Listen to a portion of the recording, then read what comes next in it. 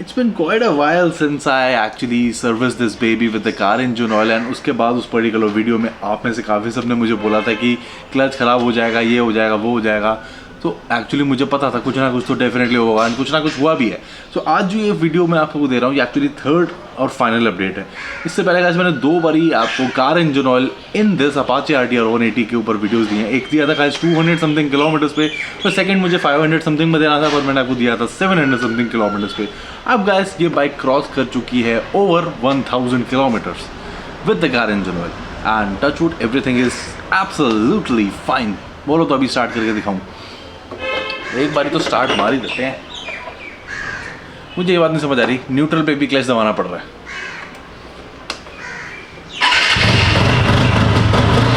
ठंड है, हल्का सा मिसफायर आता है, इससे ज़्यादा कुछ नहीं होता।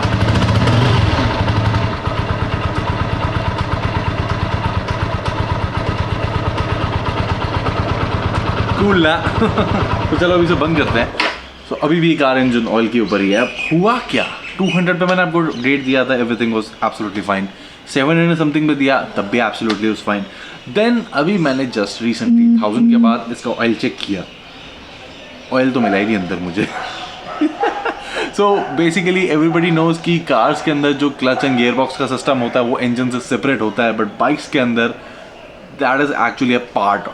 सो एक ही यूनिट होता है bike engine and car engine is actually separate. So हुआ यही कि जो शेल हीलिक्स HX7 यानी यहाँ पे दिखाऊंगा आपको, तो ये जो पर्टिकुलर इंजन ऑयल है ये कार इंजन ऑयल है। ये मैं नैनो में यूज़ कर रहा हूँ। नैनो में 4-5 हज़ार किलोमीटर के लिए मैं 4000 तो चल चुकी है गाड़ी एंड तब भी ये वैसा का वैसी ही है, बट क्योंकि उसके अंदर क्लच का यूनिट सेपरेट है। अब इसके अंदर क्या हुआ, इंजन ऑयल मैंने डाला, सब कुछ नॉर्मल था, क्लच लुब्रिकेट हो गया तो क्लच का भी कुछ नहीं बिगड़ा, but over time friction definitely wet plate रहती हैं, प्लेट्स घूमती हैं आपस में, तो फ्रिक्शन जनरेट हुआ होगा।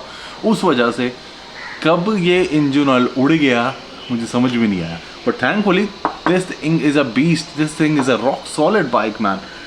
20% या 30% के आसपास ही ऑयल है इसके अंदर एंड टच वुड कोई भी प्रॉब्लम मैंने फेस नहीं की and everything is running absolutely fine, जैसे कि मैं आपको दिखा रहा हूँ। सो कार इंजन ऑयल अगर हम बाइक में डालेंगे तो उससे बाइक का कुछ नहीं बिगड़ने वाला गाइस, क्योंकि जो कंपोनेंट्स है वो तो वेट हो ही गए, तो वो लुब्रिकेटेड हैं तो उनका कुछ नहीं बिगड़ेगा, बट आपके इंजन ऑयल जिस हिसाब से डिज़ाइंड है वो उस हिसाब से काम करेगा।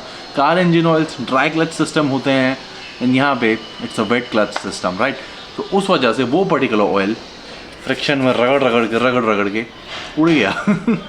तो अब गाइस मैं इसके अंदर बाइक इंजन ऑयल डालूंगा। अभी मैंने थोड़ा सा इसमें मोतुल 7100 समथिंग ऑयल डाला है, थोड़ा सा just for the time being, क्योंकि मैं इसकी अब एक डिटेल्ड थॉरो सर्विसिंग दोबारा करने वाला हूँ। 1000 किलोमीटर तो हो गए, हद मार के 500 या 1000 ही मैं और चलाऊँगा। ऑयल मैंने थोड़ा सा डाल दिया, तो इसमें अभी भी 100% ऑयल नहीं है, 1 लीटर ऑयल नहीं है इसके अंदर। मेरे ख्याल से 70 to 80% ऑयल होगा and that is good enough, क्योंकि थोड़ा सा आराम से चलाएंगे एंड टाइम टू टाइम मैं इसको चेक करता रहूँगा कि बाइक इंजन ऑयल भी उड़ रहा है कि नहीं उड़ रहा है, राइट। उसके बिना तो कहानी बनेगी नहीं। तो उसके बाद डिटेल सर्विसिंग मैं कैसे करूँगा, देखो लास्ट टाइम भी oil filter, air filter and engine oil ये 3 चीज़ें चेंज की थी।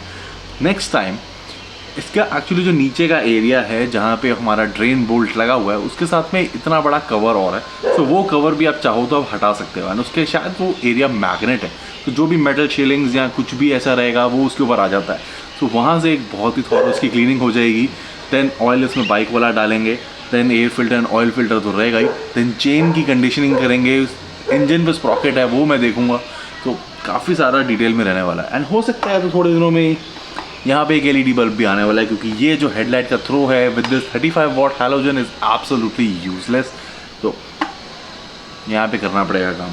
एंड उसके अलावा गाइस बहुत सारी चीज़ें इसमें हुई हैं जो कि अब आपको इस पर्टिकुलर वीक से या नेक्स्ट वीक से मिलने शुरू हो जाएंगे। एंड उसके बाद एक जो इंडिकेटर्स यहाँ पे LED इंडिकेटर्स हैं, ये हाइपर फ्लैशिंग वाला जो भी इनका चक्कर होता है, आई थिंक ये शायद चल जाए। हाँ देखो ये सही से चल नहीं पा रहा, नहीं दे दैट वन ब्लिंक कर रहा है, इनको मूव करना चाहिए, तो ये हाइपर फ्लैश हो रहा है, बंद हो जा भाई। तो इसको ठीक करना है एक रेजिस्टर लगा के आगे एंड पीछे दोनों के लिए, तो ये बिल्कुल बढ़िया तरीके से काम करेगा। एंड एक जो हैज़र्ड लैम्प्स वाला सिस्टम होता है वो भी इसके अंदर लगाना है, क्योंकि इसको थोड़ा बहुत मैं हाईवे पे लेके जाऊंगा एंड हो सकता है कि थोड़े टाइम में मैं इसका रियर टायर भी अपग्रेड कर दूँ 120 या 130 mm का। मुझे बताना कि अपाचे RT और 180 में स्टॉक है 110, 130 इस पर्टिकुलर अलॉय व्हील में लग सकता है कि नहीं लग सकता। सो अगर आपको पता है तो please do let me know in the comment section, right.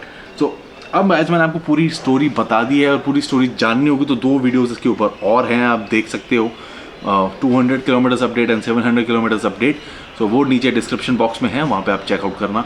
तो कार इंजन ऑयल अपनी बाइक में डालोगे, आपके बाइक का कुछ नहीं बिगड़ेगा, बट उस पर्टिकुलर ऑयल का डेफिनेटली बहुत कुछ बिगड़ेगा, क्योंकि वो ट्राई क्लच के लिए बने गए हैं एंड बाइक्स में वेट क्लच होता है। तो वेट क्लच फ्रिक्शन जनरेट करता है वो ऑयल की, सही बात बताऊँ तो MCBC हो जाती है, तो वो उड़ जाएगा। तो इस पर्टिकुलर बाइक में भी हुआ। अभी आपको स्टार्ट करके दिखाइए, everything is running absolutely fine and बहुत सारे वीडियोस, बहुत सारी राइड्स इसके साथ आने वाली है चैनल पे। सो स्टे ट्यून्ड एंड फिर कुछ और एड ऑन्स भी करते रहेंगे in the future. Alright Apache, bye bye कह दो अपने ऑडियंस से। जो भी था सारा कुछ मैंने आपके सबके साथ कवर अप कर दिया है। So thank you so much for watching guys and Apache के ऊपर वीडियोज़ बहुत जल्दी आ रहे हैं एंड बहुत सारे आ रहे हैं। सो बहुत मज़ा आएगा एंड इसके अलावा गाइज बहुत सारी बाइक्स हैं हमारे ग्रुप में, उन सब के भी डिटेल्ड सीरीज़ आएगी, first ride, moto vlogs, reviews and whatnot. So chalo guys, until then, bye bye, take care, see ya, have lots and lots of fun.